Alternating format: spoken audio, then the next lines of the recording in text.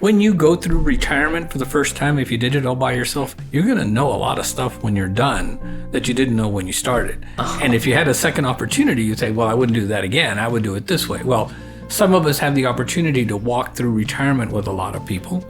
And so we've learned things from the people that were before you to make your retirement easier.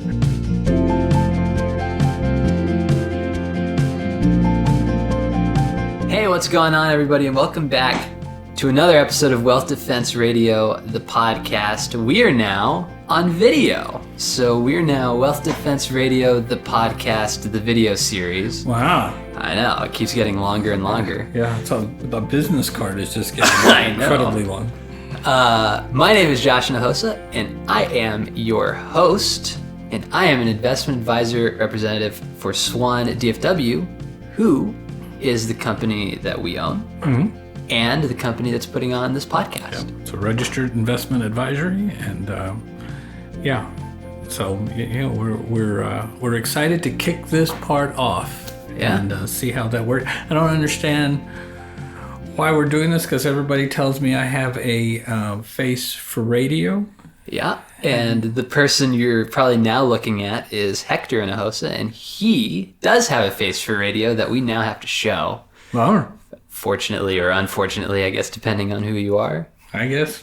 And he is a certified financial planner, which is the highest mark in our industry. Yeah. So why are we now on video? Well, that's a great question. Many of our people, the majority of our people, said we had a perfect podcast. I'm interested to see if we do for Google what we did to Spotify, because when we went on Spotify, remember the day we did our first Spotify stock price jumped? That's true. When we do our first YouTube here, I'll bet you that Google stock jumps, because we bring so many people. So much more traffic. So the goal here is to inform you, be a little bit entertaining, a little bit funny, and try to be funny. Try to talk about retirement in a normal way that's maybe less intimidating than... Yeah, having done a lot of workshops and stuff for retirement, I know when I get into my geeky retirement thing, I see glass eyes, people become glassy-eyed, and we're going to try to keep this, as young people would say, real. Because, I'm hip, I'm cool, and I'm groovy. Okay. So, let's start with an odd news story. This pops up every couple of years. Okay. So you may have heard about this in years past. You may not have. And for this story, we have to go all the way back to March of 1983. Oh. Okay. A quarterback for the Steelers, his name is Terry Bradshaw. I hate that guy. Yeah. Beat the Cowboys out of a bunch of Super Bowls, He needed elbow surgery. Yeah. And he needed or wanted for people to not know and flock to the hospital while he was recovering. Yeah. So he gave them a fake name. Terry Bradshaw did? Uh-huh. Do you happen to know what that fake name... I do, actually, because I'm a big follower of football. He used the name Troy Aikman. He did not. Oh, bummer. In 1983, he used the name Tom Brady. Really? As his name. Mm-hmm. Oh, it was close. Yeah. The Steelers just took letters out of his name, rearranged them, and you get to Thomas Brady. Now that's odd. Oh, it is. It's bizarre. That is bizarre. Which wouldn't be a big deal if Tom Brady didn't exist. Didn't become Tom Brady. That we have. Well, that's interesting. Uh-huh. So let's talk about your mountain climbing experience. Well, what an experience. It's a story we've been telling for a long time. Because now we're kind of switching over to like the topic of the day, which is retirement planning. And the easy part of retirement planning for most of us is saving the money, putting the money in your 401k, your IRA, making good investments, and we'll talk about that for a minute. But as we get closer to retirement, the stat that stood out we've been using for a long time is something like 70% of people that die climbing Mount Everest die on the way down. Yep. You want to guess why? Because you spend so much time trying to get up. That's right. All the planning and all of everything is to try to get to the top of the mountain, and coming down the mountain is an afterthought. Well, that's the same thing with retirement planning. We spend a bunch of our time, energy, and everything kind of accumulating that big mountain of money. But then we got to be just as careful when we start taking the money out, because that money's got to last us the rest of our lives or longer. And so that's part of what we do, is we want to make sure that, one, we have enough money, we're going to talk about that, and that when we start taking the money, it's going to last us the rest of our lives.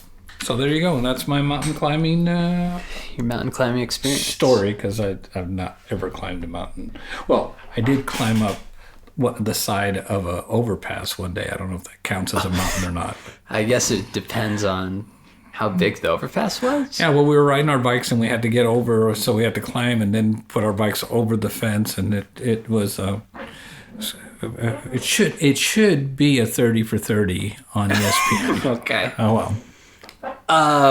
So today is all about retirement planning. That's right. I like retirement planning. It's kind of what we do. It is kind of what we Yeah. do. You only get one shot at retirement. That's right. So it's best to talk to an expert. I would think so. Yeah. And we happen to be experts. Are we? Some would say. Okay. Let's go find them. So if you would like to talk to us, because we're going to cover a lot about financial planning, but we likely will not answer every single question that you have. So if you have questions, we have a couple of ways that you can contact us. The first way is a phone number. That's going to be 888-SWAN-DFW. That's 888-792-6339. Or if you would prefer written correspondence, that's info@swandfw.net. Info short for information, like INFO.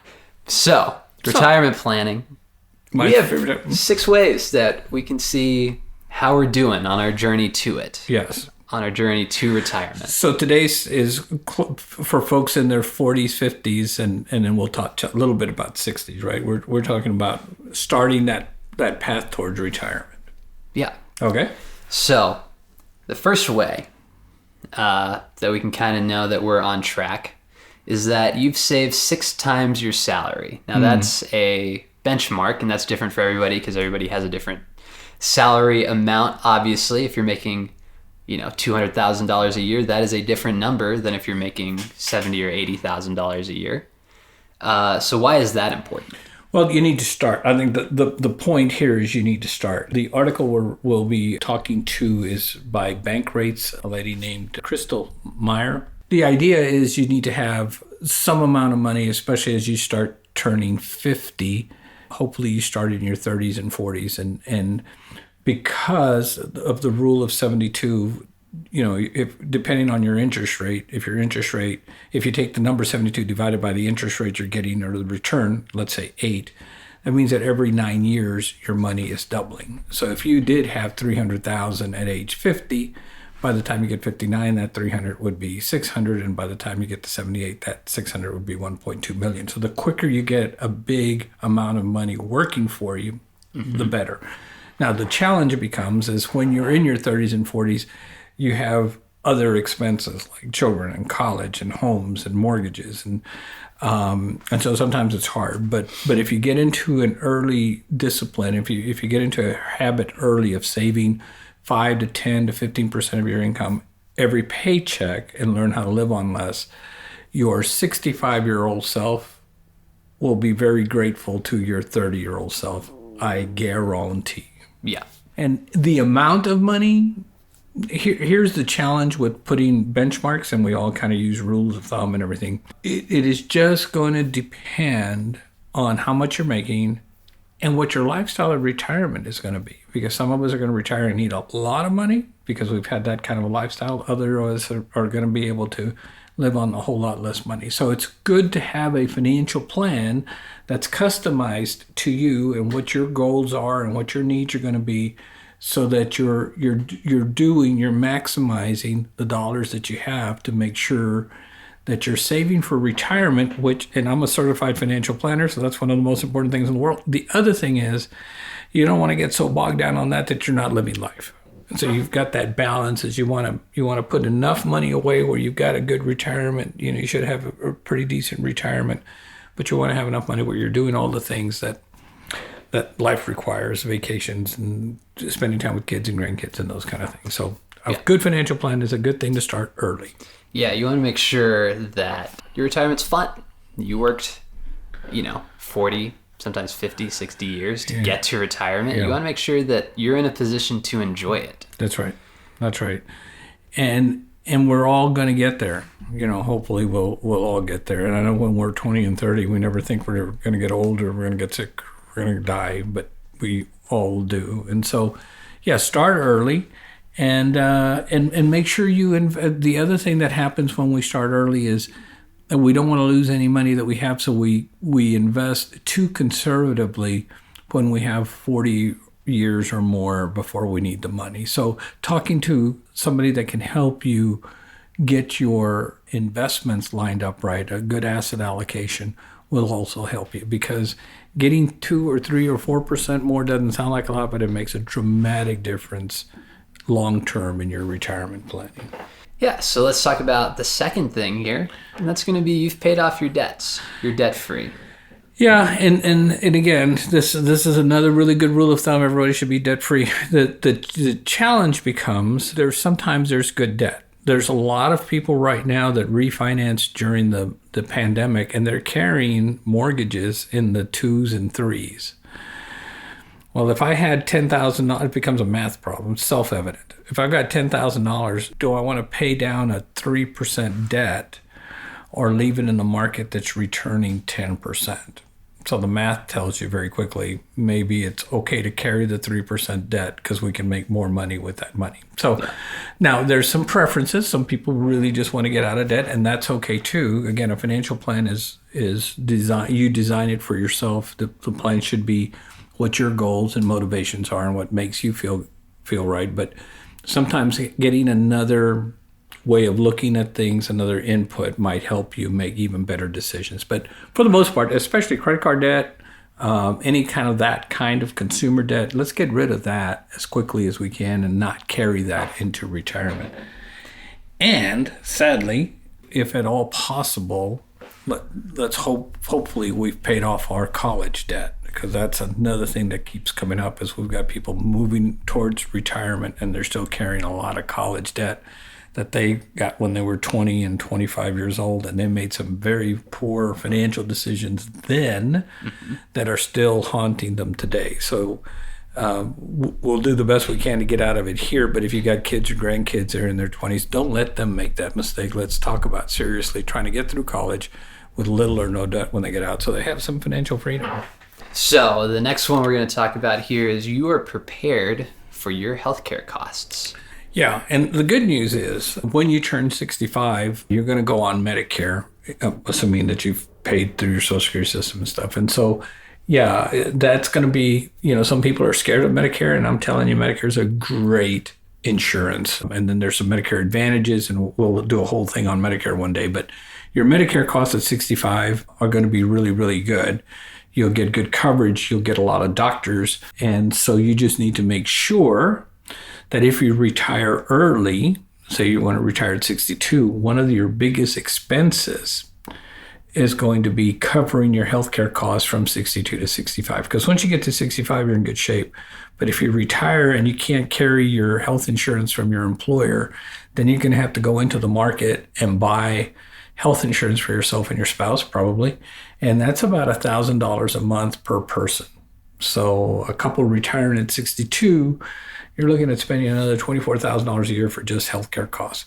So sometimes that is the reason some folks stay at their jobs, maybe take part-time jobs where they can just get some help with their healthcare costs. But healthcare is real important, especially as we get older, and we want to make sure there's never a time when there's a gap between us having traditional healthcare costs and moving into Medicare.